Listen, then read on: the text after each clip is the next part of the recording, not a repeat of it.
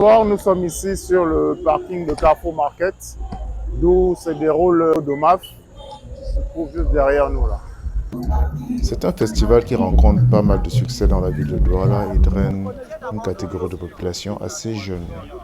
Les tarifs sont de 1000 francs par personne. Pensez à prévoir la monnaie parce qu'on ne sait jamais, il peut y avoir des difficultés.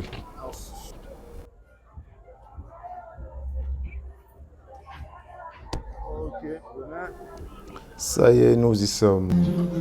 Le DOMAF 2023, nous sommes là dans les coulisses. L'artiste Guy Kwekam est en train de préparer sa fresque, en train d'installer ses différentes fresques. Les maquilleurs et autres artistes sont encore en train de s'apprêter pour les prestations de tout à l'heure et apprêter leur dispositif. Tout cela dans une bonne ambiance, une ambiance chaleureuse et conviviale. Il faudrait noter que c'est une activité qui regroupe des gens partageant une certaine passion pour la culture principalement. C'est un moment de partage pour eux, un moment de communion. Au-delà de ce que ça peut représenter sur le plan festif, c'est d'abord des jeunes qui se retrouvent pour partager leur passion pour la culture et faire vivre cette flamme dans la ville de Douala.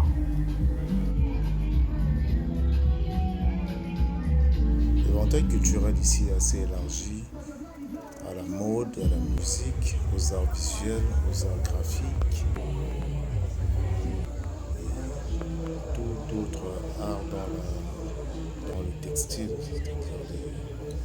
l'artisanat.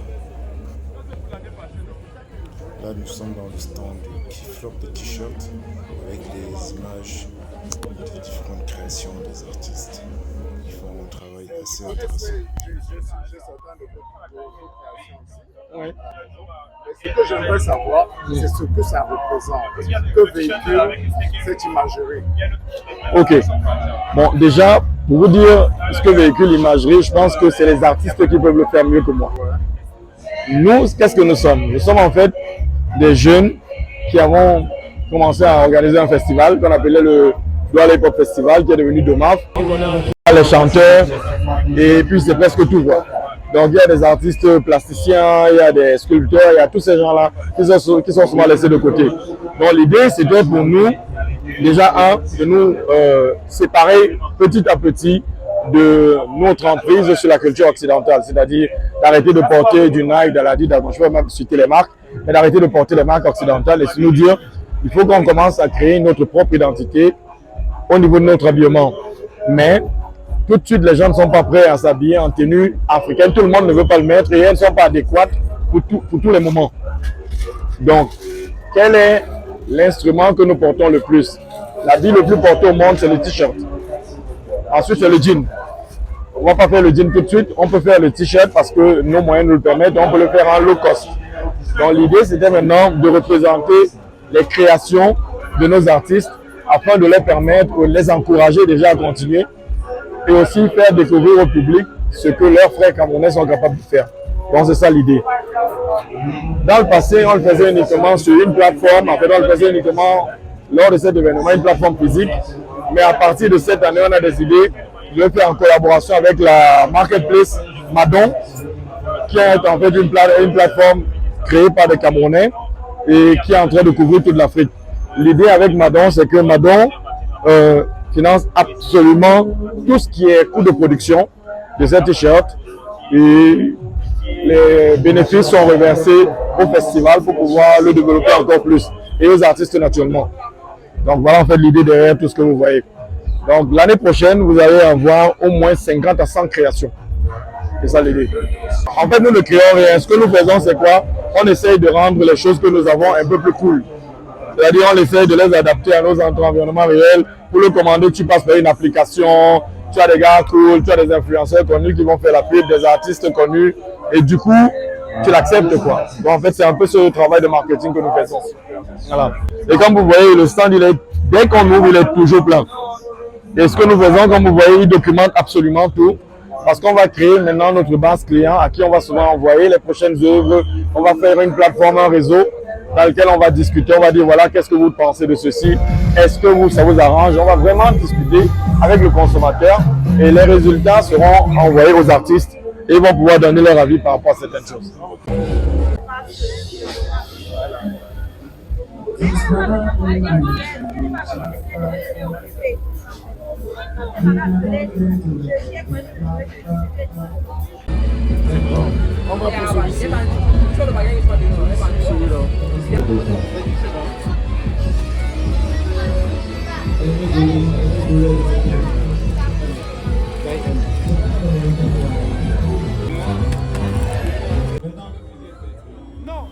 Oui, en parcourant le site, nous avons remarqué un stand avec des jeunes plasticiens qui font dans la bande dessinée.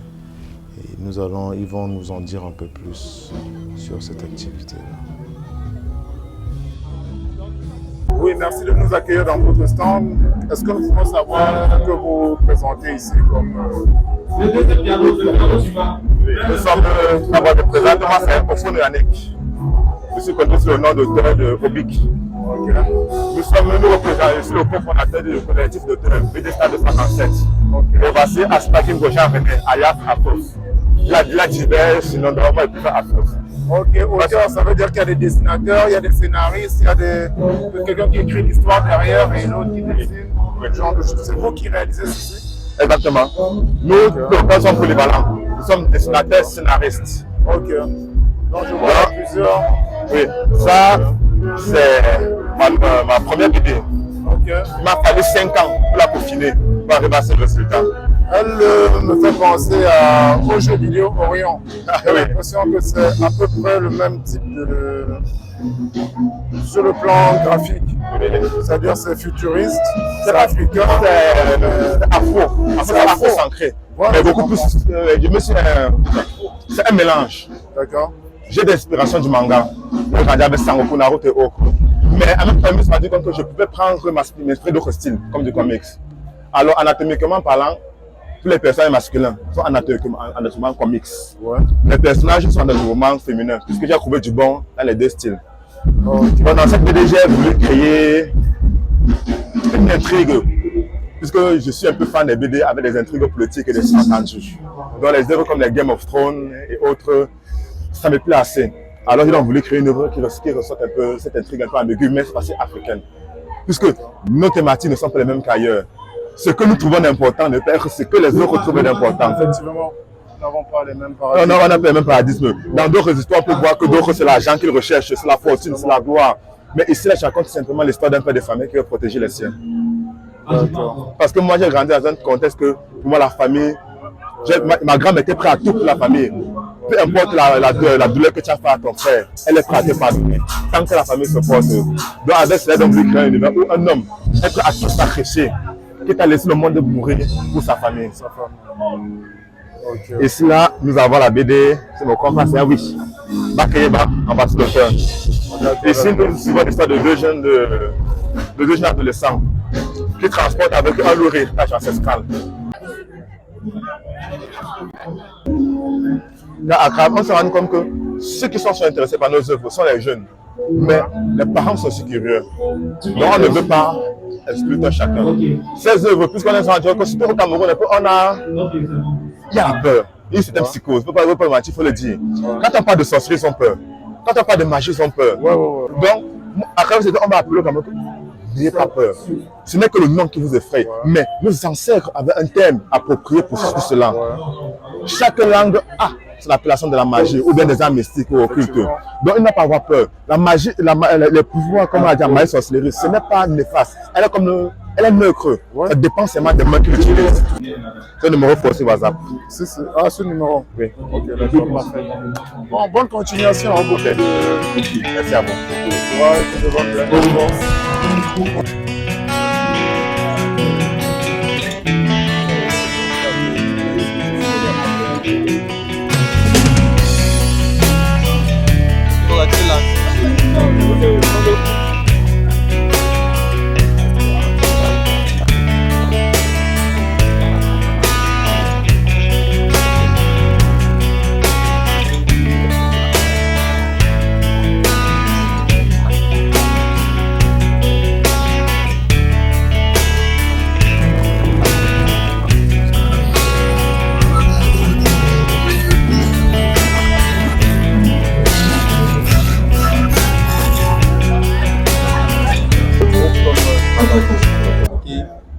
sommes l'ICS. L'ICS, c'est une association constituée des stylistes qui sont en tête, les 3 stylistes qui sont là. Oui, et des mannequins qui sont nous. Nous travaillons aujourd'hui pour le Doumaf. Donc, normalement, nous avons un but dans le domaine de la mode. Le but dans le domaine de la mode, c'est de combattre la pollution. La pollution. La pollution. Okay. Certaines personnes ont choisi, certains ont choisi la politique, certaines personnes ont choisi de militer, mais nous avons choisi le domaine de la mode qui est un domaine rare pour pouvoir exprimer notre volonté de combattre la pollution. Okay.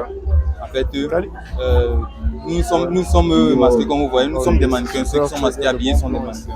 Et tous ces créations qu'on a mises sur nous, c'est pour une pièce de théâtre que nous allons exposer tout à l'heure. Cette pièce de théâtre va exprimer en quelque sorte le développement de la nature. Et puis du développement de la nature, où la nature est belle et tout, après la pollution, comment la nature se présente et ce qu'on peut faire pour apporter des solutions pour combattre cette pollution. Ce qui fait donc de vous, pas seulement des mannequins, mais en fait des comédiens également. Donc vous êtes des artistes. Nous sommes des artistes en général. Voilà, on fait un peu de tout. Donc pas comédiens, mais on va dire, on fait des pièces théâtrales. Ok. Des théâtres.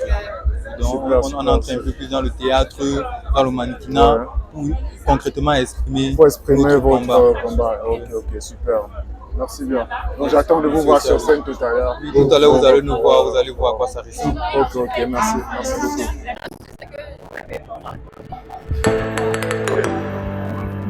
Je cherche un truc élastique.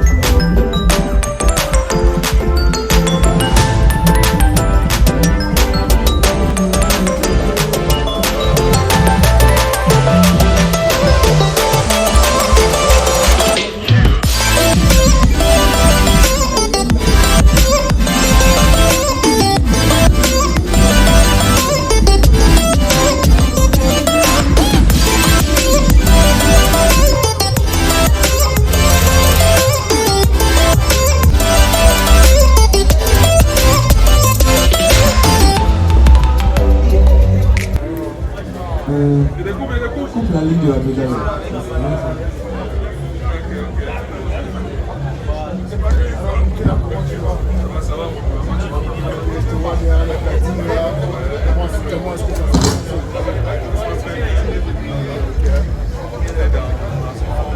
L'escalier, chaque jour, en fonction de la tension est différente, l'énergie est différente.